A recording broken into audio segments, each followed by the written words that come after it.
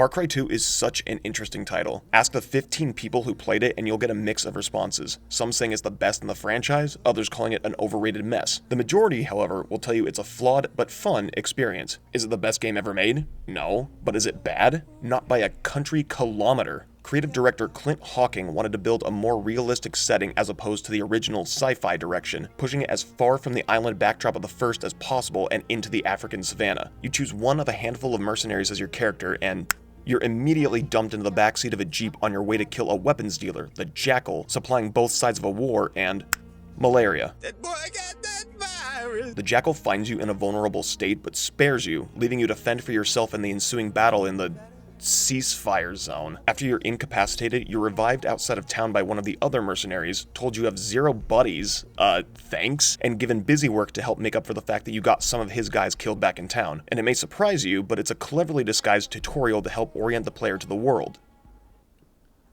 So maybe it's more of a thinly veiled tutorial. The game heavily emphasizes a grittier, boots-on-the-ground environment, which means repairing your vehicle when it takes too much damage, taking medication to offset the effects of malaria, weapons jamming and degrading as they wear and tear over time, eventually exploding in your hands, and contextual animations when you're on the verge of death. Once the tutorial is over, you are free to explore the massive open world, with side missions to kill political figures for diamonds, the only recognized currency in the African state, destroying competitor gun shipments to increase your armament at the weapons shop, accepting missions from either faction to aid in the war effort, or just exploring the world to unlock safe houses, outposts, and find literally hundreds of diamonds to upgrade your weapons and equipment. But that's basically just 3 kinds of missions: kill, destroy, explore. What else is there to do in this open, sprawling world?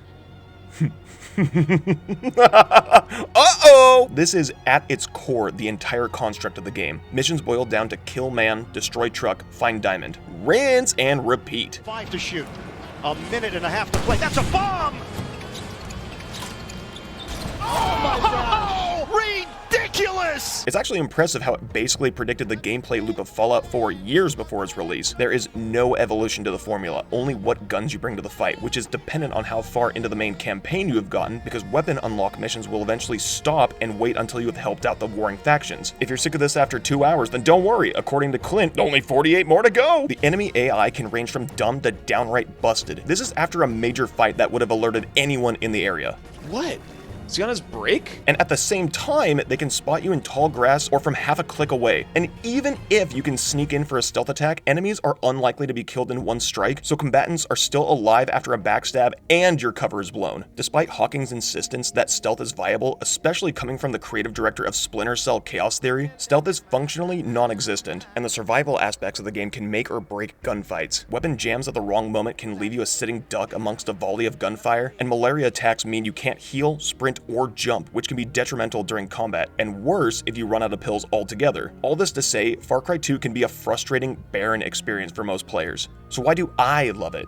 I'm about to blow your mind, but those criticisms, I don't give a fuck about those. Clint Hocking spoke to Rock Paper Shotgun before Far Cry 2's release, talking about the open world nature of the game, player freedom, and adaptability. Player freedom and adaptability. For all of the smoke and mirrors around how much content is in the game, what they did put attention into makes the game laser focused. Don't feel like setting up a position and scouting an outpost for enemy locations since the stealth doesn't work? Fuck it, ram into camp and Rambo the place. Don't want to put yourself in harm's way ahead of an ambush? Don't worry about it, strap an IED to your vehicle and turn it into a fucking car bomb.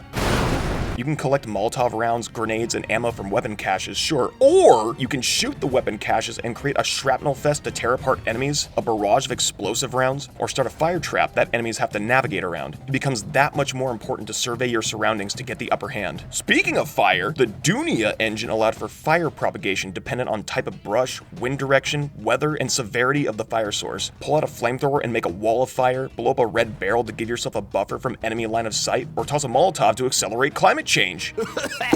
Throw a grenade in any direction, 90% of the time something will blow up. It's strangely beautiful how much the environment is itself a weapon. As dumb as they are, injured enemies can still attack, crawl to cover to heal, or get picked up by other allies and carried to safety. Which is stupid, you should have left that dumb bitch to his fate. Fights can be intense, oftentimes scraping by just to survive. Cars become impromptu cover, picking up ammo after running from shack to shack can be the difference between life and death, and you can easily be taken out by a few well-placed shotgun rounds, or a single vehicular manslaughter.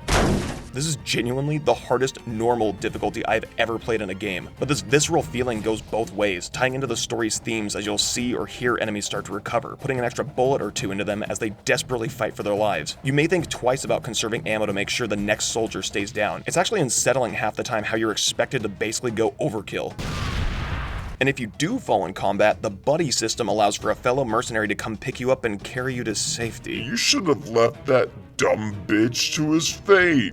Oh shit, Marty, you don't think I'm a dumb bitch, do you? The main missions are about as uninspired as they come, but having a buddy call you to give you an alternate route to completing the mission feels more involving than it has any right to. Even though Clint stated that they didn't want weapon-specific missions so that players wouldn't be funneled down a one-solution path, giving players random weapons at safe houses before the main chunk of the quest encourages players to try out stronger weapons that haven't been unlocked yet, but are just rusted enough where they aren't useful for extended playtimes, which gives players that feeling of, oh boy, I can't wait to unlock this bad boy later. It's not subtle, but damn is it effective, and the weapon degradation, vehicle repair, and malaria pills just feel like inventory management with a survival coat of paint slapped onto it. It's no different than feeding a character to increase their health or running from fire source to stay warm. While I think having weapon and vehicle durability upgrades at the weapons shop is a confession that these elements bear some level of tedium, in a vacuum they're pretty harmless and don't contribute to hampering game flow. But you want to know what does contribute to hampering game flow?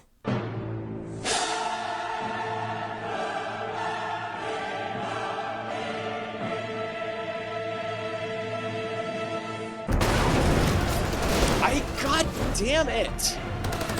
Fuck, this is exactly what I'm talking about. They're back. They're fucking back again, dude. Please don't. Please. And this place is fucking repopulated again. How are there more? Keep running into fucking enemies!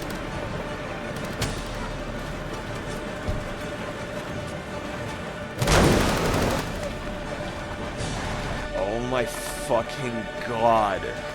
The enemy frequency in this game is so absurd, I don't know how it was never addressed. When outposts are secured, they do not stay like that for long. If you leave the area and come back, within a few minutes, everything has reverted back and becomes another firefight. And you will be hard-pressed to drive for a single minute without an oncoming patrol crashing into you and forcing you to fight machine gun via machine gun. And worse still if you're driving a coupe, buggy, ATV, or Jeep Patriot, the only 4x4 man enough for the African wilds.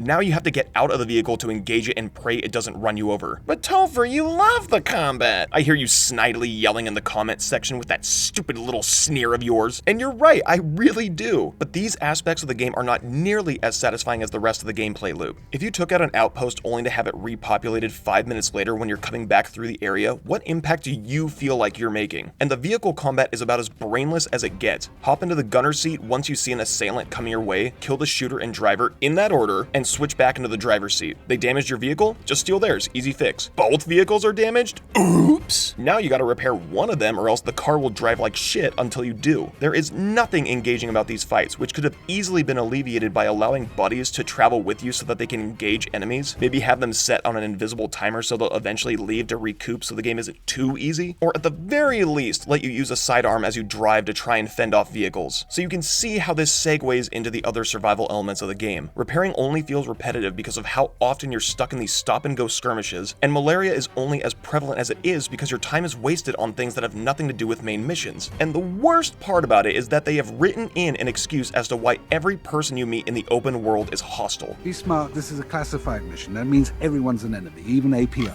Buddy, I am slaughtering your own people, but at least I destroyed those natural gas reserves, right? Just because it's written into the story does not make it any more reasonable. BioShock 2 has you playing one of the original model Big Daddies made out of glass to account for becoming stronger throughout an RPG game. But the disconnect between hulking brute and tiny health pool is hard to overlook. I sincerely believe that Far Cry 2 was developed this way because the team was so scared of you being bored driving from place to place that they wanted intermittent action to break up the quieter moments. Intermittent in quotes. But the quiet moments are what help to heighten the real fights that you're heading towards. When every second of the game is action-packed, it devalues the rest of the well-crafted encounters. What little downtime there is great to soak in my environment, keep an eye on the diamond tracker to scavenge for lost briefcases, and think about the game plan once I reach my destination, or stop along the way to change my loadout. But a majority of the time traveling is spent dreading when the next patrol encounter is gonna ram it. It's happening now! It's also funny how mercenary buddies will talk about what they're up to off-screen, including citing siding with the APR, one of the two factions. Like, awesome, glad you get to pick a side and do something interesting. And maybe that's the point, right? The game is heavily inspired by Joseph Conrad's Heart of Darkness, about losing oneself in their environment despite their best efforts. What starts as hunting down the man arming both sides of this conflict becomes working for both factions to get any intel on the man's location. The Jackal profits off of bloodshed, but then again, aren't you as well? Being able to choose a side defeats the purpose of not caring about that choice, this singular vision that the game drills into your head from the very beginning. But fuck me, could there at least have been a bit more variety with the road encounters? Have them create blockades as traps for unsuspecting players, or if you notice them from a distance, you can knock them out before they can react. Create more elevated straight paths that could give you the chance to swap to the gunner seat while you're on the move. I managed to do this by accident when I first played the game in 2008, and afterwards imagined how cool it would be if the rest of the game was designed around this mobility, but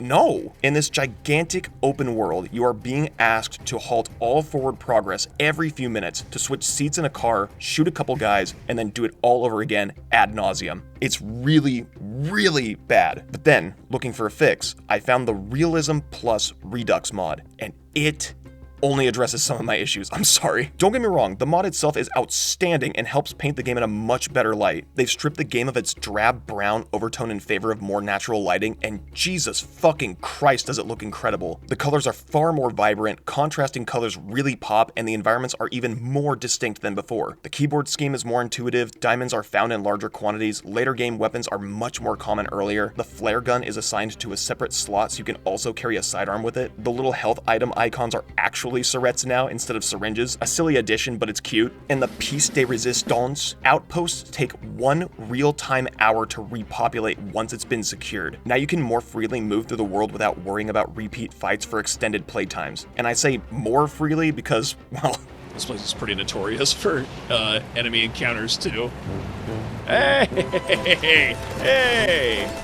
The fuck did I say? The vehicles just haven't been tweaked, and with the new realistic map that only shows your position on the GPS, it means you're running into more vehicles as it takes longer to get from place to place. At least now I know if I was an adult during the era of printing out Google Maps for directions, I would have fucking died. Mods certainly aren't a fix-all solution, and this one still gets a lot right, but just like the base game, this one major flaw drags the entire experience down. This genuinely was not the direction I saw this video going when I first conceived it. I thought, oh, I haven't played this game since release. It'll be nice to revisit and share a game I was passionate about years ago. But as I started playing, it became more and more difficult to not see a poor game implementation for what it is. Maybe I'm too impatient as a player now and don't like my time being wasted with hordes of stupid encounters, or maybe I'm just more attuned to good and bad game design after all these years. Whatever the case, one thing is for sure. Far Cry 2 is not as good as I remember, but that doesn't make this a bad game. There's still a really entertaining experience beyond this one blemish. There are a bunch of little things that I love about the game, so because I couldn't find a natural place in the script to put them, here are just a handful of those. There are 3 types of explosive barrels: the traditional red that goes boom and starts a brush fire, yellow ones that always shoot skyward so you can stare at it like an idiot while you're pelted by enemy gunfire, and the mystery box. Where will it go once you shot the neck valve? How much destruction will it cause before it blows up? Can it successfully land the 900? It's a mystery.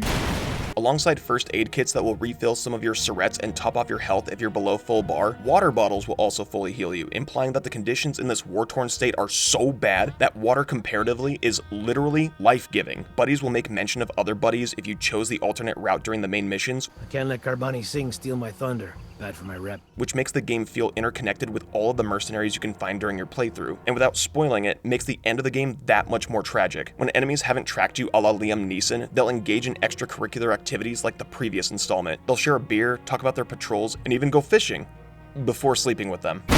Sometimes patrols will turn around outside of destroyed outposts, which probably has more to do with their pathfinding, but the idea that they see the wreckage and think, that looks like someone else's problem is so funny to me. I love how minimalist the soundtrack is, and how it takes a backseat to let you enjoy the sounds of the landscapes. And when it does kick into gear during fights, it's so weird and alien, making you feel like the fish out of water alongside your mercenary in this new environment. The Realism Plus Redux mod includes the ability to inspect weapons and adds back in the animation where your merc accidentally grabs 2 pills and drops one back into the case. It doesn't add to the actual game, but it is a nice touch. I didn't realize the game needed to be capped at 60 frames per second lest it would become a buggy mess, but before I fixed it, I had the best interaction in the game that I have never been able to recreate in the normal game world.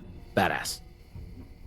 Badass. And maybe my favorite part, yes, even on par with the combat, is driving east to catch the sunrise. I will be upfront when I say Far Cry 3 was probably the peak of the series. It tweaked a lot of the things I didn't enjoy about 2, like outpost control, stealth, and most importantly, enemy frequency. But back during a time when Far Cry was synonymous with game and engine innovation, it meant that there were some departures from the formula that I preferred in the preceding title. There's nothing wrong with streamlining the experience, adding perks, or giving players a shitload of hidden collectibles to find, but because Far Cry 2 focused on a select few gameplay mechanics, it means they were the absolute best the development team could build. The only real thing I wish they included was a better reason to go scavenging. There was a clear attempt to stock outposts and put items in hidden spots, but all that you're rewarded with is ammo or health, which doesn't necessarily hook players into going off the beaten trail. Let players find loose body armor scattered around bases, which oftentimes enemies are already wearing, and have one-count diamonds that can be found outside of briefcases, which wouldn't show up on the GPS tracker, but then builds this incentive to scan your environment with a more discerning eye. That's the only thing I would want changed about the core gameplay. Well, that and one more thing. Oh my god! With the passage of time, I can clearly see Far Cry 2 for the flawed experience that it is, but I will stand by this game to my dying breath. Playing it today, along with the cons, the positives also shine that much brighter. It's not the best in the series, but it is far and away my favorite, and just to prove that anyone would enjoy it, I'll be gifting a Steam key for the game to someone in the comment section. As long as you have a Steam account and have not played this game, I'll add your name to a raffle and I'll select a winner on April 11th during stream. You do not have to tune in. I will contact the winner privately and we'll go from there. And you never know, maybe it just needs a fresh set of eyes to enjoy it, just like I did all those years ago. Thanks for watching.